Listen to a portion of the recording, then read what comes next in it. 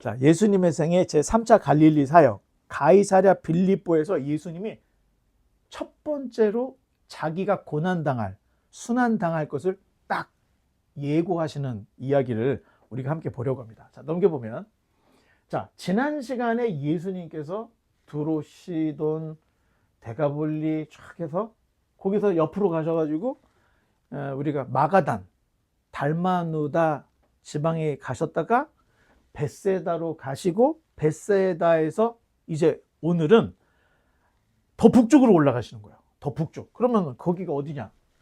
자, 여기가 벳세다죠. 벳세다에서 더 북쪽, 이제 더 북쪽으로. 그래서 여기 빌립보 가이사랴라고 써 있죠. 예수님이 거기까지 가는,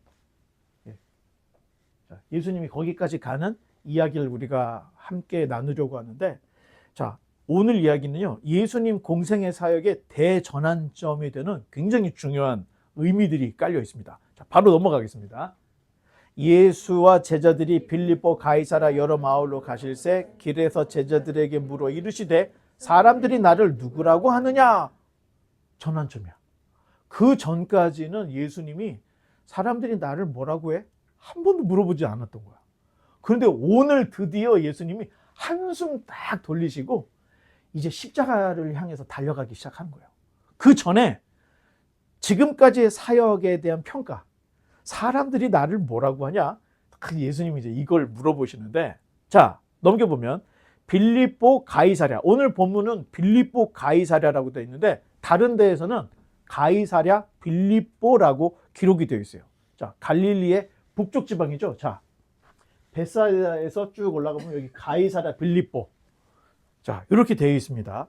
자, 우리가 읽었던 개정 성경에서는 빌립보 가이사랴가 되어 있고 그 전 번역본인 개역 한글에서는 가이사랴 빌립보 이렇게 되어 있어요. 자, 가이사는 누굴까? 가이사. 네? 시저. 로마의 황제 호칭이 가이사, 카이사르 이렇게 되어 있어요. 그러면 빌립보는 뭘까? 무슨 뜻일까? 우리 알렉산더 대왕 얘기할 때 아버지 이름이 필리포스였잖아.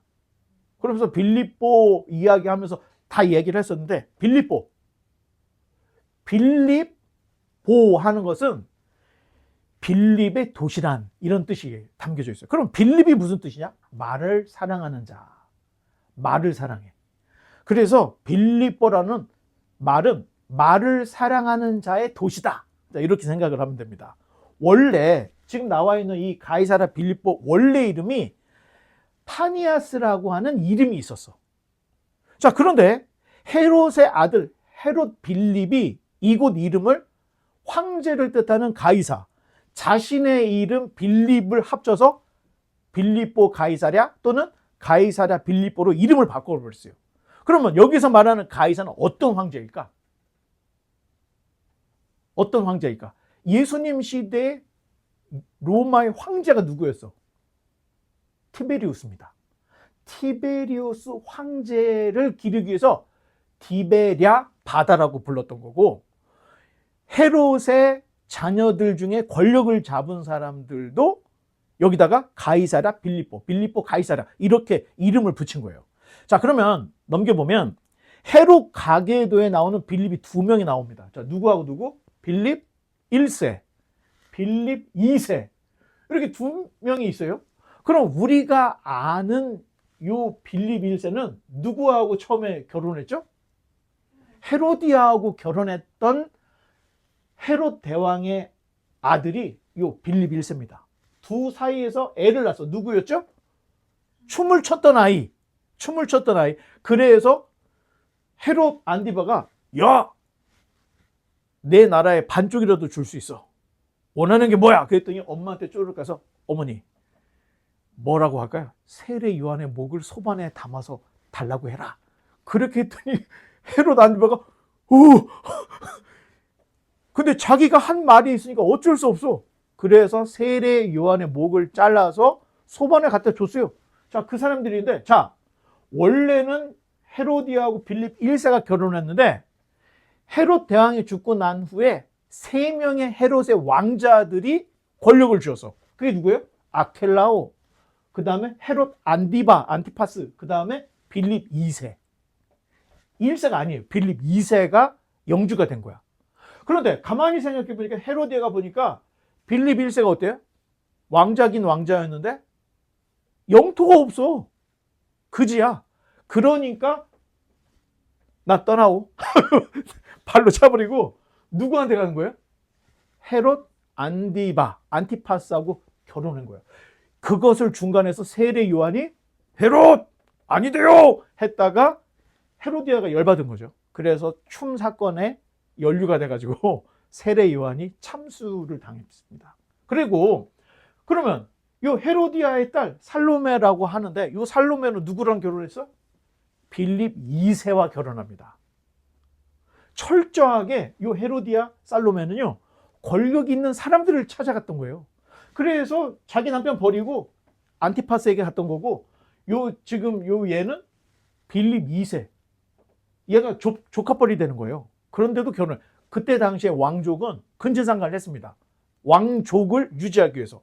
자, 그래서 했는데 그러면 빌립보 가이사랴 빌립보라고 이름을 명명한 사람이 바로 이 사람입니다. 빌립 2세예요. 빌립 2세가 가이사랴 빌립보를 만들었다. 자, 그러면 또 한번 넘겨볼까요? 그렇죠. 참 재미있는 게 요 가이사랴 빌립보 이전에 가이사랴가 또 있어요. 여기. 헷갈리지? 자, 이 가이사랴는 누구냐? 헤롯 안디바가 만든 해상 도시입니다. 항구 도시. 엄청난 규모의 가이사랴에다 지중해 해상 도시를 만들었어. 그랬더니 어떻게 돼요? 로마의 군선이 다른 데는 못 들어가고 헤롯 안디바가 만든 요 가이사랴에만 정박할 수 있었어. 깊고 너무 넓게 만들었으니까. 그러니까 로마의 총독부는 어디에 있을까요? 당연히 가이사랴에 총독부가 있었던 거예요. 그래서 6월절이나 또는 무슨 어떤 큰 행사가 있을 때 예루살렘으로 들어올 때 가이사랴의 총독부에서 빌라도가 군대를 이끌고 여기까지 들어왔던 거고, 흩어져 있는 빌립 1세 그리고 헤롯 안디바 얘네들은 이렇게 와가지고 자 예루살렘에 가서 오늘이 종려 주일이죠. 요날 여기에서 다 모였던 이런 이야기들이 성경에 기록이 되어 있습니다. 자, 그러면 우리가 이제 볼 거를 다 봤기 때문에 재미있는 거 하나 더 넘겨볼까요? 이름하고 연결되어 있는데 지금 여기 써 있는 게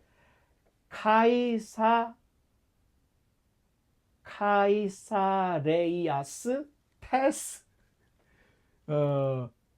프리투 필립2 이렇게 돼 있어요. 이게 헬라어로 지금 읽은 거예요. 자, 그러면 가이사랴 빌립보로 표기되어 있는데 어떨 때는 빌립보 가이사고 어쩔 때는 가이사랴 빌립보고 왜 이렇게 틀려지냐?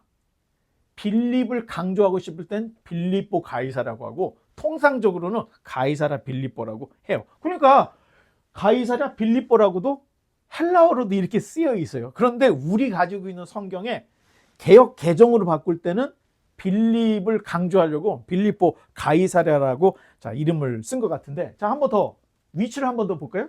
자, 여기 베사이다에서 또 쭉 올라가서 가이사랴까지 거의 25마일 정도가 되는 거예요. 25마일 정도. 자, 그러면 이게 뭐가 중요하냐? 자, 여기 맨 위에 무슨 산이 있죠? 헬몬산, 헐몬산이 있는데 여기는요 뜨거운 여름에도 얼음이 안 녹아. 빙하가 있어. 이 빙하가 흘러서 내려서 이 지금 쭉 타고 내려와서 갈릴리 호수의 물을 채우는 근원지 중에 하나인데 대단히 아름답습니다. 여러분들이 나중에 저쪽 지중해 쪽을 가게 되면은 여기는 한 번은 꼭 가야 되는데, 자, 헬몬산에 눈이 녹을 정도가 강이 이루어지기 때문에 물이 어떨까요? 엄청 시원한 물이 흐르는 거예요. 깨끗한 물이 흐르는 굉장히 좋은 곳이다. 물이 풍부하다 보니까 경관이 너무 좋아. 자, 그러다 보니까 이 장소가 고대로부터 어떤 장소였냐? 우상숭배 중심지가 되어 있었는데 넘겨보면 자, 이게 이렇게 생겼어요. 여기가 지금 헐몬산에서 내려오는 강물이고요. 그 옆에 동굴이 있어. 이 동굴이 뭐냐? 신전이었어요. 판신이라고 들어봤어요? 판? 요거. 저 양하고 인간이 섞여져 있는 이런 신, 이게 숲속의 신이다 해가지고 판신전이 저 안에 있었습니다. 그리고 이 안에, 이 근처에 제우스 신전이 있었고요. 네메네스 신전도 다 있어.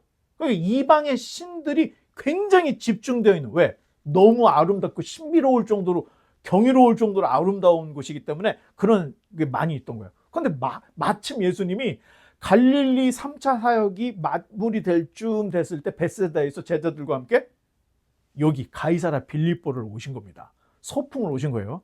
그래서 예수님이 길에서 제자들하고, 야, 아름답죠? 좋지, 막 한번 얘기하다가, 야, 제자들아, 사람들이 날 누구라고 해? 예수님께서 그런 질문을 했더니, 자, 넘겨보겠습니다. 읽어보겠습니다. 제자들이 여자와 이르되 세례 요한이라 하고 더러는 엘리야, 더러는 선지자 중에 하나라 하나이다. 세례 요한, 엘리야, 선지자 중에 하나. 부정적이에요? 긍정적이에요? 일단은 모든 사람들이 예수님께 대해서 긍정적인 평가를 하고 있다는 것을 볼 수가 있어요. 그런데 예수님을 메시아라고 알아보는 사람이 있었습니까? 없었습니까? 없었다는 거예요. 최대 세례 요한일 것이라고 생각하는 사람이 있었고요. 그리고 엘리야, 선지자 중에 하나. 그런데 메시아라고 생각하는 이들이 어떤 거예요? 결국에는 예수님에 대한 본질을 아무도 모르고 있는 거예요. 자, 그랬더니 또 물어보시는 거예요. 또 물으시되 너희는 나를 누구라 하느냐? 베드로가 대답하여 이르되 주는 그리스도시니이다 하매. 자, 예수님의 질문에 베드로가 바로 즉답을 한 거예요. 고민도 없이. 주님은 그리스도이십니다. 자, 같은 내용을 담고 있는 요한복음, 자, 16장에 보면 읽어보겠습니다. 시몬 베드로가 대답하여 이르되 주는 그리스도시요 살아계신 하나님의 아들이니이다. 자, 말이 조금, 내용은 같은데 말이 조금 더 신학적인 내용을 많이 담고 있습니다. 자, 베드로의 고백을 요약을 해보면 예수 그리스도는 하나님의 아들 구원자십니다. 이런 말로 고백을 해요. 자, 이를 헬라어 두문시, 우리가 오행시 있죠. 채종이로면 채 하면 뭐라고 할 거야? 채종이로 삼행시를 쳐. 채, 종, 히, 내가 그거 나올 줄 알아서. 자, 이런 것처럼, 자, 요 예수 그리스도 하나님의 아들, 이거를 삼행시가 아니고 오행시로 두문시로 쓰면, 자, 넘겨보겠습니다. 자, 이 예수, 크리스도 할 때 그리스도, 데우스 할 때 디, 하나님의, 와이, 휘오스라고 하는 아들, 소테르라고 하는 구원자. 자, IX, 데오스, 예, Y, S, 뭐 이렇게 지금 알파벳으로 우리가 따져서 말을 한다면은 이렇게 해서 딱 읽으면 무슨 말이 되는 거예요? 이투스 물고기가 되는 거예요. 물고기. 이게 물고기라고 하는 암호가 돼버렸어. 자, 그래서 박해시대 기독교 상징이 십자가였습니까? 물고기였습니까? 물고기였던 거예요. 물고기. 그러니까 기독교를 믿으면 감옥에 가. 그러니까 어떻게 딱 봐서 저 사람이 예수님 믿는 사람일 것 같아. 그래서 여보시오, 물고기의 반을 다 그려. 그럼 옆에 있는 사람이 같은 크리스찬이면 알아듣고 옆에 마저 반을 그려. 그러면 아, 형제님이시군요 하고 인사를 하는 거야. 그런데 내가 쫙 그렸는데 뭐요? 하게 되면 아, 크리스찬이 아니구나. 그런 용어로 썼다는 거예요. 그래서 익투스, 예수 그리스도 하나님의 아들 구원자라고 하는 그 오행시 암호로 기독교가 이제 이렇게 사용을 했는데, 참 재미있는 게, 자, 물고기라 그러죠. 물고기. 자, 어떤 사람들은 천문학자, 점성술사, 일부 신학자들은 지금 우리가 살고 있는 시대를 무슨 별자리 시대라고 해요? 물고기 자리라고 얘기해요. 물고기 자리 시대. 자, 한번 넘겨볼까요? 그분들이 하는 얘기가 일리가 있어. 자, 아브라함 시대 BC 4000에서 2000년 때에는 메소포타미아와 이집트 시대예요. 그들이 섬겼던 신 중에 대표적인 게 황소를 섬겼습니다. 그런데 그때를 4000년에서 2000년을 황소자리 시대라고 해요, 이분들은. 그리고 율법의 시대에는 유월절에 양을 잡았잖아. 그래서 양을 잡는 시대였다. 그래서 양별자리 시대. 그리고 AD 1세기부터 지금까지 예수 그리스도 물고기 시대다. 익투스. 그래서 복음의 시대를 물고기 자리 시대다. 이렇게 얘기해요. 그러면 그 다음 다가올 미래에 올 시대는 지식과 영적인 자각을 담는 그릇이다. 그래서 물병자리 시대다. 그렇게 얘기해요. 그래서 지금으로부터 한 6,000년이죠. 이게 4,000년이라고 치니까. 지금 우리가 2,000년 벌써 살았으니까. 4,000에서 2,000의 황소자리. 2,000에서 1세기까지를 양의 자리. 그 다음에 1세기부터 현재까지를 복음시대의 물고기 자리. 그 다음에 다가올 미래는 물병자리 시대. 이렇게 얘기하는데 사실 뭐 여러분 안 믿어도 돼요. 이거 뭐 미신일 수도 있고요. 음모론자들이 하는 이야기일 수 있어. 그런데 참 재미있는 것은 자, 천문과 점성술사들은 무엇인가를 만들거나 창조하는 게 아니라 하늘의 징조를 보는 사람들입니다. 그런데 그런 사람들이 보니까 지금 우리 기독교의 흐름과 이분들이 이야기하는 게 비슷해. 그러면 참고를 할 만해요? 참고를 아예 안 해야 돼요? 어느 정도는 참고를 해야 될 필요가 있다는 거예요. 그래서 제가 예수님의 탄생과 관련해서 그 별자리, 과연 예수님의 어떤 그 동방박사가 보고 온 별이 이렇게 반짝반짝하는 별이냐 아니면 천문적인 별이냐, 천문적인 별이었다 하면서 이게 딱 예수님이 오는 그 시대에 그 별이 나타나는 징조. 자, 이게 성경에도 그런 내용이 있기 때문에 여러분 참고로 알고는 있어야 된다 해서 별자리 이야기까지 제가 했는데, 자, 본문에서 약간 벗어난 감이 없잖아 있지만 한 번 더 넘겨보면 마태복음 16장의 이야기를 더 읽어보겠습니다. 예수께서 대답하여 이르시되 바요나 시몬아 네가 복이 있도다. 이를 네게 알게 하니는 혈육이 아니요 하늘에 계신 내 아버지시니라. 또 내가 네게 이르노니 너는 베드로라. 내가 이 반석 위에 내 교회를 세우리니 음부의 권세가 이기지 못하리라. 예수님께서 얼마나 기뻐하셨는지, 야, 너 그냥 멍청한 어부가 아니었구나. 예수님이 너무 기뻐하시는 거예요, 지금. 아니, 세상에 베드로, 내가 그리스도인지를 알아? 예수님께서 너무 기뻐하시는 거죠. 자, 사실 어부 출신의 베드로가 신앙 고백으로서 이런 정도의 이야기를 한다. 예수님 깜짝 놀라요. 이거는 네가 아는 게 아니고 하나님이 네 마음에 성령으로 알게끔 불어 넣어주셔서 안 것 같아. 예수님께서 엄청 감격을 하시는 거예요. 자, 그러면서 얼마나 기뻤는지 내가 베드로 위에, 네 위에 내 교회를 세우겠다. 이런 말씀을 하셔요. 그래서 이걸 근거로 캐톨릭에서는 베드로가 누구예요? 일대 교황입니다. 자, 그런데 주님의 말씀은 대단히 베드로를 교황을 세우려고 한 말이 아니었을 가능성이 높습니다. 언어 유희라고 알죠? 아까 최종 할 때 히 하니까 히 이렇게 했던 것처럼 언어 유희일 가능성이 굉장히 높은데, 자, 주님의 말씀은, 자, 넘겨볼까요? 좀 분석을 좀 해봐야 돼요. 자, 너는 베드로라 할 때 베드로는 헬라어로 페트로스예요. 페트로스. 그리고 내가 이 반석할 때 반석은 페트랍니다. 다른 단어예요. 그런데 비슷하기 때문에 언어 유희로 예수님께서 너 베드로, 너를 페트로스인데 널 베드로 이렇게 얘기하면서 예수님께서 언어 유희로 말했을 가능성이, 그러면 페트로스는 무슨 뜻일까? 페트로스? 돌멩이. 그냥 흔한 돌멩이. 그게 페트로스입니다. 베드로의 이름이 돌멩이라는 뜻이에요. 반석이 아니에요, 원래. 그러면 반석이라는 뜻은 페트라입니다. 페트라 성이 있잖아요.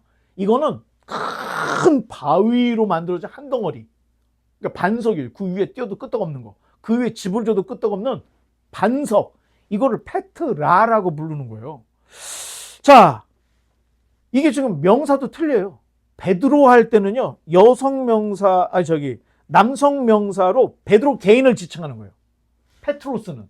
그러면 이 페트라는 여성 명사로 흔들리지 않는 기초를 뜻하는 이런 단어로 구분이 되어 있는 거예요.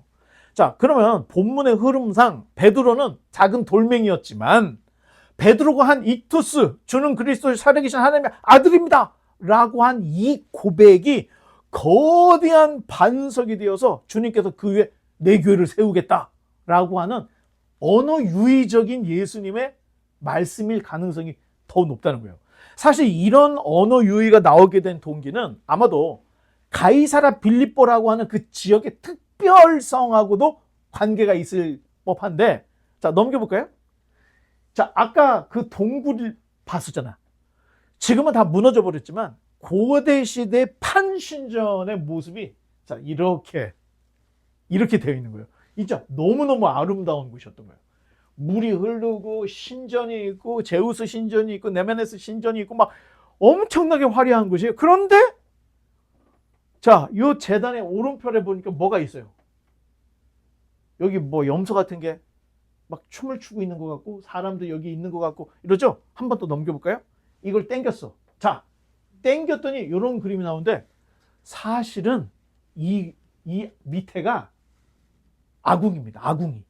불을 떼는 곳이에요. 그리고 염소가 쪽벌이잖아.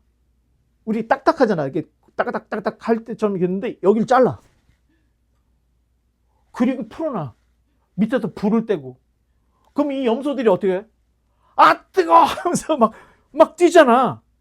그걸 지켜보고 있는 거예요, 사람들이. 염소의 그 딱딱한 발톱을 잘라버리고 뜨거운 지금 제단 위에다 올려놓는 거예요. 그럼 얘가 여기서 팔짝팔짝 뜨거워가지고 팔짝팔짝 뛰고 있는 걸 보고 여기 있는 사람이 제사를 드리는 겁니다. 그러다가 얘가 이제 더 이상 못 뛰고 막 이제 죽을 것 같으면 잡아다가 목을 쳐. 자, 그때 여기서 여사제들과 남사제들이 여기서 섹스 의식을 거칩니다. 자, 지금 예수님께서 멀리서 제자들과 가이사랴 빌립보에 있을 때 이런 장면이 지금 유출되고 있는, 지금 이런 예배가 진행되고 있는 자리라는 거예요. 자, 이런 것들을 보면서 예수님께서 제자들에게 지금 말씀하시는 게 우상 숭배가 이루어지는 이 바위와 돌로 가득 찬 여기를 바라보시면서 이곳에서 베드로의 신앙 고백, 익투스라고 했던 주는 그리스도 살아계신 하나님의 아들이다. 내가 이 돌덩이 같은 반석 위에 내가 내 교회를 세우겠다. 이런 다짐이 여기에 있을 가능성이 높다는 거예요. 넘겨볼까요? 그러면서 예수님이 이런 얘기를 하시는데 내가 천국 열쇠를 내게 주리니 네가 땅에서 무엇이든지 매면 하늘에서도 매일 것이요 네가 땅에서 무엇이든지 풀면 하늘에서도 풀리리라 하시고 이에 제자들에게 경고하사 자기가 그리스도인 것을 아무에게도 이르지 말라 하시니라. 자, 이 말을 근거로 베드로에게 천국 열쇠가 있는 거야. 그래서 일대 교황이 된 겁니다. 그러면 교황은 성경 위에 있습니까? 성경 아래에 있습니까? 성경 위에 있습니다. 교황령으로 성경을 바꿀 수가 있습니다. 캐톨릭에서는. 근데 우리는 그렇지 않죠. 누구도 정경을 바꿀 수 없게 되어 있어요. 이게 좀 다른 겁니다. 그래서 그 캐톨릭 성경에서 뭐가 첨가되어 있죠? 외경이 첨가되어 있어요. 외경이. 자, 그래서 우리는 정경만 보고 있죠. 이게 좀 다른 거예요. 자, 그러면 과연 예수님이 베드로에게 천국 문지기가 될 수 있는 열쇠 키를 맡겼다는 뜻인가? 자, 꼭 그렇다기 하기보다도 베드로가 한 신앙 고백, 익투스가 천국에 들어가거나 제외되는 어떤 기준이 될 것이라고 하는 기준 제시일 가능성이 높은 거예요. 그러니까 베드로가 열쇠를 지운 게 아니라 베드로가 고백했던 주는 그리스도시요 살아계신 하나님의 아들이라고 하는 이 신앙의 고백이 천국에 들어갔느냐, 천국에서 배제됐느냐라고 하는 엄청난 일. 그러면 이 일을 누구에게 맡긴 거예요? 베드로에게 맡겼다는 거예요. 이 열쇠를 줬다는 것은 베드로, 네가 한 고백, 바로 그것이 너무 중요하기 때문에 너를 중심으로 내 교회가 시작이 될 것이고 너는 리더가 될 거라고 하는 어떤 사역의 부여, 네가 앞으로 해야 될 사역이 무엇인지를 주님께서 베드로에게 주는, 그러니 어떻게 돼? 음부의 권세가 절대로 이길 수 없는 이 복음의 진리를 너에게 주겠다. 이런 의미로 받아들이는 게 훨씬 낫다는 겁니다. 자, 또 넘겨보면 이제 아까 읽던 마가복음으로 돌아왔습니다. 이에 자기의 일을 아무에게도 말하지 말라 경고하시고, 자, 주님께서는 자신이 그리스도신 것을 비밀에 붙여. 그러면서 한 번 더 말씀을 하시는데, 자, 야, 내가 그리스도라는 거 아무한테 말하지 마.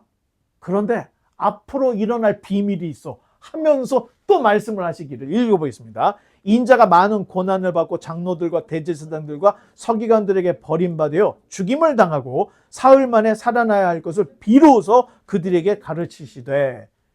자, 예수님이 이제 첫 순한 예고를 지금 하시는 거예요. 이 가이사랴 빌립보에서.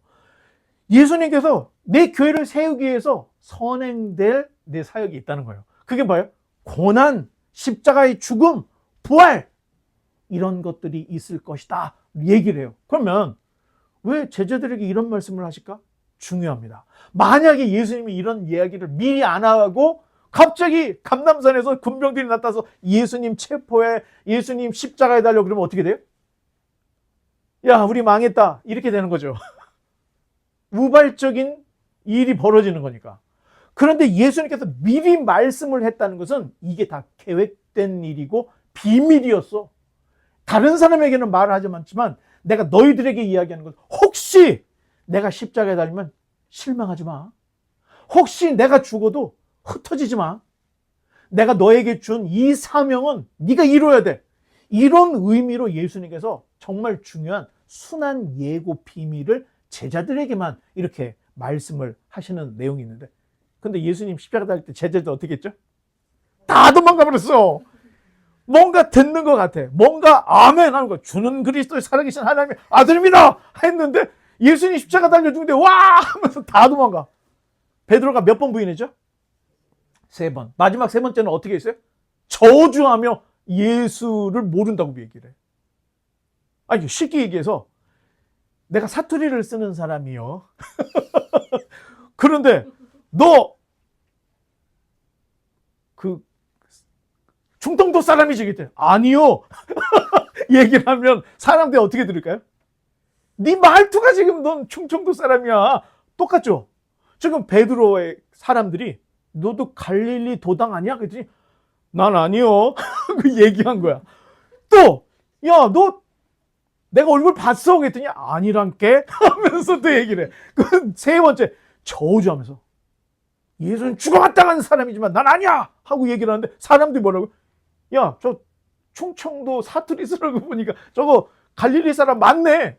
이런 일이 벌어졌어요. 사실 베드로가 여기서 그래, 나는 예수님의 제자야.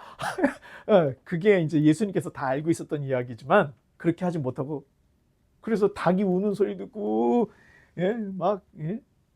회개를 하면서 막 통곡을 하죠. 자, 이런 이야기들이 연계가 되는데, 예수님께서 미리 말씀하셨다는 것은 진짜 그런 일 닥쳤을 때 놀라지 마.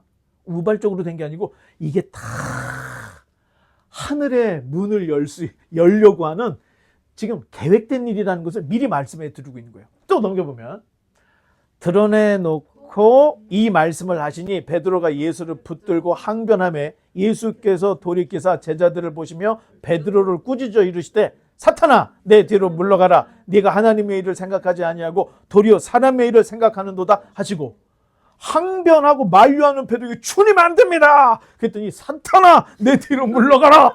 예수님이 그렇게 얘기해. 아니, 익투스로 베드로의 주가가 확 상승을 했는데 갑자기 지금 여기에서 사탄아 물러가라. 완전히 곤두박질한 거죠. 예. 주님께서 방금 이 모든 것들이 하나님의 계획이라고 내가 말했잖아. 그런데 어떻게 사스러운 인간의 정으로 주님 안 됩니다 이렇게 하느냐 하면서 예수님께서 베드로를 정신 좀 차려 하면서 예수님이 얘기를 하시는 거예요. 자, 어쩌면 베드로는 지금까지 주님, 내가 배 버리고 모든 걸 다 버리고 주님을 따랐습니다. 아니, 근데 주님이 죽는다고요? 그러면 난 완전 쪽박 차는 겁니다. 이런 의미가 담겨져 있는 거예요. 그러니까 예수님이 하나님의 일을 생각해야지 어떻게 너 사람의 일을 생각해. 예수님이 이렇게 얘기를 하는 거예요.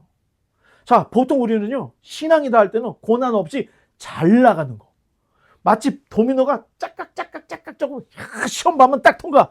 딱 하면 그 다음에 학교 들어가고 딱 통과. 그럼 쫙쫙쫙쫙쫙쫙 집 사고 결혼하고 차 사고 배 사고 막 이런 걸 항상 생각해. 신앙, 예수님 믿으면 복 받는다 이렇게 생각하는 거예요. 그런데 고난 없는 신앙은 없다는 거예요.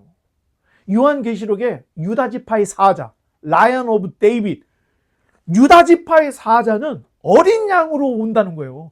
어린 양에 와서 일찍 죽임을 당한 어린 양으로 죽어야 유다지파의 사자가 되는, 고난을 통과하지 않으면 신앙은 있을 수 없다는 거예요. 고난 통과 없이 어떻게 하나님 나라를 가려고 하느냐. 자, 이런 내용이 담겨져 있어요. 그래서 십자가 없는 신앙은 왜곡된 신앙이라는 거예요. 미신으로 빠질 수밖에 없는 거예요. 자, 이제 주님께서 제자도의 본질을, 자, 예수님의 제자들이 예수님을 따랐잖아. 그러면 자, 너희들이 나를 따라? 제자의 본질을 내가 알려줄게. 넘겨보면, 무리와 제자들을 불러 이르시되 누구든지 나를 따라오려거든 자기를 부인하고 자기 십자가를 지고 나를 따를 것이니라. 재미있는 게 제자들만 있어요? 무리들도 있어요? 무리들도 있어. 그러니까 예수님의 최측근 베드로, 야고보, 요한 셋이 있고 그 세 명을 포함해서 총 12제자가 예수님 주변을 감싸고 있는 거예요. 그리고 예수님을 따르는, 이제 다음 시간에 나올 텐데 70명의 제자를 파송하는 얘기가 또 나와. 그 70명의 제자가 있어요. 그리고 예수님이 예루살렘 떠나지 말고 기도하라고 할 때 120명이 마리아 집에서, 예? 마가의 다락방에서 기도를 하고 있잖아. 120명. 그러다가 고린도 전서에 보면은 바울이 예수님의 부활을 봤던 사람 남녀 500명을 얘기합니다. 자, 그렇게 생각하면 예수님이 한번 지나갈 때 일개 사단이 움직이는 것처럼 많은 사람이 쫓고 있다는 거예요. 쫓아가고 함께하고 있다는 거예요. 그때 예수님이 무리와 제자들 딱 이러고, 자, 예수님께 얘기하는데, 니네들이 정말로 나를 따르려고 하느냐? 그러면 넘겨라. 읽어보겠습니다. 자기 부인, 자기를 부인하래요. 두 번째, 십자가를 져. 이 십자가 누구의 십자가? 자기 십자가를 지고. 세 번째, 나를 따르라. 이게 제자도의 본질이라는 거예요. 진심으로 주님을 따르려고 하는 사람은 이 세 가지를 반드시 기억을 해야 되고 실천해. 그게 바로 제자라는 겁니다.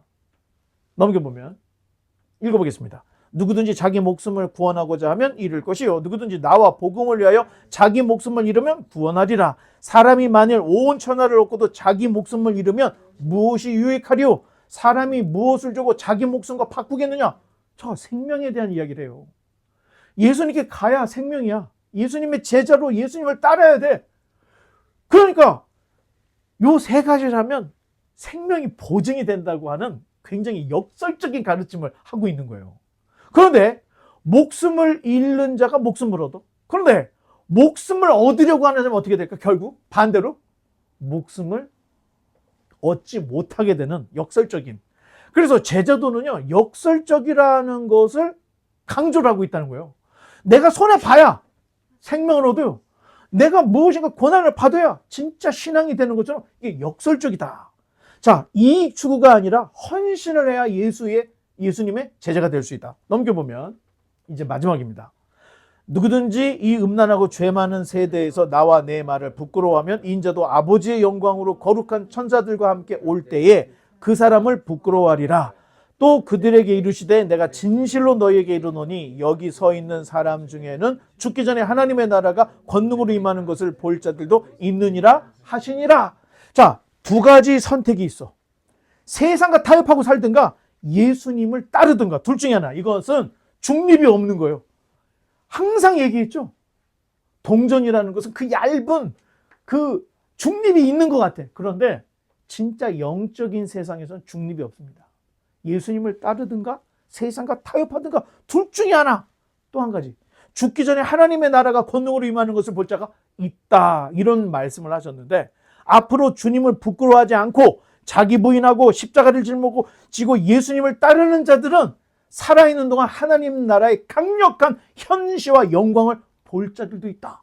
예수님께서 이런 얘기를 하는 거예요. 그러니까 여기를, 이 문자를 잘못 읽으면은, 그러면 제자들 중에 예수님께서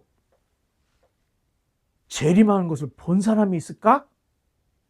이게 지금 이 시한부 종말론자, 종말 이단자들은 여기를 진짜 이 예수님의 재림으로 생각하는 사람들이 있어요. 그러니까 죽기 전에 예수님의 재림을 볼 자들이 있다고 했잖아. 이렇게 얘기해요. 근데 이거는 그냥 문자적으로 그렇게 해석할 내용이 아니라는 거예요. 그렇다면 이런 이야기가 몇 군데 더 있어야 되나? 여기만 있는 얘기예요. 그렇다면 다른 의미가 담겨져 있다. 자, 여기서 말하는 죽기 전에 하나님의 나라가 권능으로 임하는 것을 볼 자. 그러면 죽기 전에 하나님의 나라가 권능으로 일어나는 게 무엇이냐? 이후로 예수님이 제자들과 함께 변화산에 올라가십니다. 그래서 광채로 바뀌어 예수님의 진짜 모습을 조금 보여줘. 베드로, 요한, 야고보 깜짝 놀라가지고 내가 여기다 초막 셋을 짓는데요. 하나는 엘리야를 위해서, 하나는 모세를 위해서 지을까요? 막 이런 얘기까지 나오는데 하나님의 권능의 영광을 보게 되는 거예요. 그뿐만이 아니에요. 고통의 십자가 죽음 이후에 부활하신 예수님을 만나. 그리고 오순절에 성령 강림의 엄청난 사건을 경험하게 돼요. 그래서 익투스를 고백하는 교회가 탄생이 돼. 드디어. 자, 예루살렘이 멸망합니다. AD 70년에. 예루살렘 성전이 멸망했다는 것은 이방인의 복음의 시대가 시작이 되었다. 자, 죽기 전에 하나님의 나라가 권능으로 임하는 것을 이런 내용들로 우리가 이해를 해야지. 벌써 재림하셨네. 자, 이런 내용은 굉장히 얄팍하게 잘못 해석한 것이다. 자, 이것은 주님을 따르는 자들이 비록 고난의 길을 가야 한다 할지라도 예수 그리스도로 말미암아 펼쳐질 하나님 나라의 권능과 영광을 볼 수 있다고 하는 소망의 메시지라는 거예요. 소망의 메시지. 자, 이제 마무리하겠습니다. 자, 드디어 예수님은 제자들에게 처음으로 자기 자신이 고난을 받고 죽을 것, 그리고 부활할 것을 명시적으로 처음으로 얘기를 하신 거예요. 이때. 지금까지는 그런 얘기를 살짝 했는데 명시적으로 딱 얘기를 하신 거예요.